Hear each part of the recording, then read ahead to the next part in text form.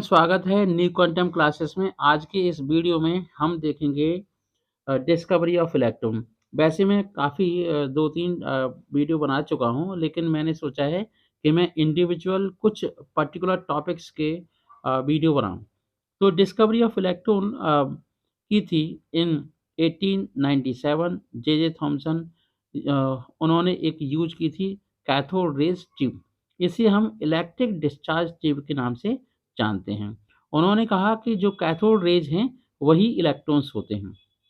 तो जैसा कि आप कैथोड रेज देख रहे हो, cathode rays tube pass electricity through a gas that is contained eight a very low pressure. मतलब ये हुआ कि जब हम इस डिस्चार्ज ट्यूब के अंदर किसी गैस को भरते हैं, जैसे मान लीजिए हाइड्रोजन गैस को भर ली, और उस गैस को भरने के बाद फिर हम उसके अंदर वोल्टेज प्रवाहित करते हैं। वोल्टेज होगा बहुत ज़्यादा हाई, हाई वोल्टेज होगा, इतना ज़्यादा वोल्टेज होगा कि आपको देखने को मिलेगा कि एक ग्लोब सा बन जाएगा।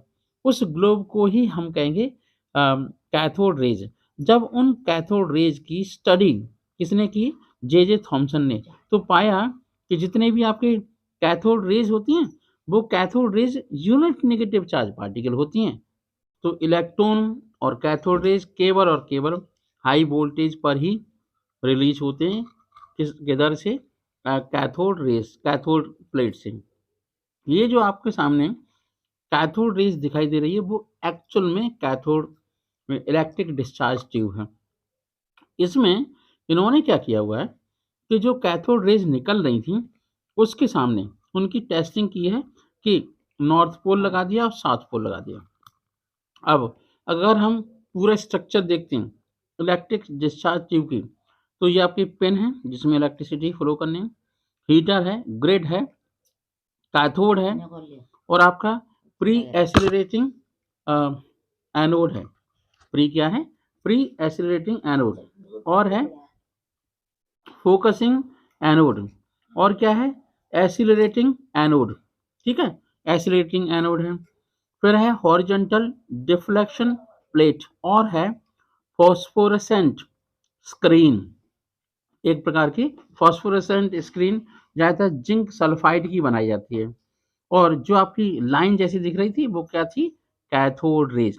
एक और देखते हैं। मैंने अलग अलग डिस्चार्ज ट्यूब आपको इसलिए समझाई है, भले ही डिस्चार्ज ट्यूब की बनावट अलग अलग है, लेकिन काम एक ही हो रहा है, कैथोड रेज का रिलीज होना इलेक्ट्रिसिटी पास होने के बाद। जब कैथोड रेज रिलीज होंगी तभी आपको पता चलेगा कि small bit of electricity pass through the hole in the anode. और फॉस्फोर कोटिंग आपकी स्क्रीन है जिस पर आप देख रहे हैं कैसा धमाका सा हो रहा है।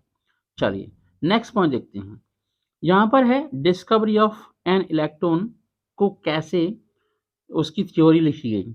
तो an electron was discovered by cathode ray discharge tube experiment.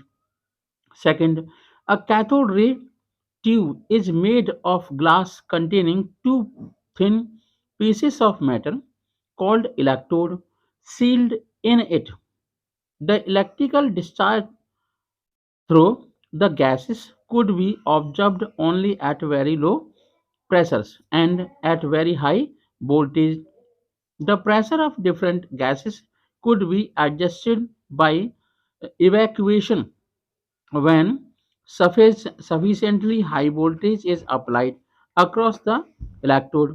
The current starts to flow through a stream of particle moving in a tube from the negative electrode to the positive one. These rays were called the cathode rays or a cathode ray particle. ये थी discovery of cathode rays. ठीक है, cathode raise की कुछ important characteristics होते हैं। जब तक आप कैरेक्टरिस्टिक्स को लर्न नहीं करेंगे तब तक आपके कैथोड रेज की स्टडी करना, डिस्कवरी देखना, समझना, डायग्राम बनाना सब बेकार है। तो कैरेक्टरिस्टिक्स ऑफ कैथोड रेज बताते हैं। Number 1, cathode rays always travel in a straight line. Cathode rays straight line में ट्रेवल करती हैं। कैसे मालूम पड़ा? उसके सामने कोई क्रसर रख दो तो उसकी शैडो बन जाएगी। Second point, these raise consist of negatively charge particles, इनमें नेगेटिव चार्ज होता है। कैसे पता लगा? हमने एक इलेक्ट्रोड लगा दिया पॉजिटिव और नेगेटिव, तो जो रेज थी वो पॉजिटिव इलेक्ट्रोड की ओर डाइवर्ट हो गई, डाइवर्जन, ठीक है, डाइवर्ट हो गया। Third point, they are made up of material particle, मतलब अगर कैथोड रेज के सामने हम छोटा सा व्हील रख देंगे तो वो घूमने लगेगा, बहुत तेजी से घूमेगा। चलिए फोर्थ पॉइंट देखते हैं। तो these rays can pass through a very thin foil of metal, और इसका मतलब पेनिट्रेशन पावर इसमें काफी होती है। They cause a ionisation of gas through which they pass, मतलब किसी गैस में अगर फ्लो करें तो उसमें आयोनाइजेशन हो जाएगा। They affect the photographic plate, मतलब जो फोटोग्राफिक प्लेट होती है वो इफेक्ट हो जाती है। और cathode rays produce X rays when they strike against the surface of metal like tungsten or molybdenum, ठीक है। Charge of an electron is 1.6 into 10 to the power minus 19 coulomb, और मास होता है इलेक्ट्रॉन का 9.1 into 10 to the power minus 28 gram, okay, और minus 31 kilogram. ये था आपका मास ऑफ इलेक्ट्रॉन। अगर हम इस कलरफुल टेस्ट ट्यूब को इलेक्ट्रिक डिस्चार्ज ट्यूब को देखें तो क्या हम पता लगा लेंगे, समझ में आ जाएगा कि ये है क्या एक्चुअली। यही है इलेक्ट्रिक डिस्चार्ज ट्यूब जिससे डिस्कवरी ऑफ इलेक्ट्रॉन हुई थी। देखिए, अब हमने जब प्रॉपर्टी देख ली तो आप देख भी रहे हो कि कैथोड रेज हमेशा हमेशा कैथोड प्लेट से ही निकलती हैं और एनोड की ओर जाती हैं।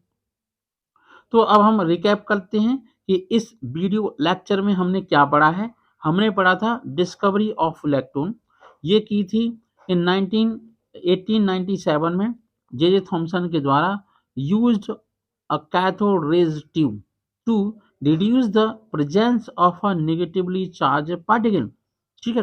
Cathode rays tube pass electricity through a gas that is contain at a very low pressure, मतलब लो प्रेशर पर जब हम हाई वोल्टेज की इलेक्ट्रिसिटी फ्लो करते हैं तो क्या होता है, कैथोड रेज बनती हैं, कैथोड रेज प्रोड्यूस होती हैं जो कैथोड से एनोड की ओर जाती हैं। तो आई होप आपको ये बात बिल्कुल समझ आई होगी। तो thank you so much for being with me as a listener, और थैंक यू सो मच। तो अगर आप मेरे वीडियो पर नए हैं, ठीक है, चैनल अभी आपने सब्सक्राइब नहीं किया है, तो इसी टाइप के अच्छे नॉलेजेबल वीडियो देखने के लिए आप क्या करें, चैनल को सब्सक्राइब जरूर करें, और इस वीडियो को ज़्यादा से ज़्यादा बच्चों में शेयर करें, जिससे 9th क्लास के बच्चों के लिए या फिर डिस्कवरी ऑफ इलेक्ट्रॉन पढ़ने वाले बच्चों के लिए काफ़ी बेनिफिट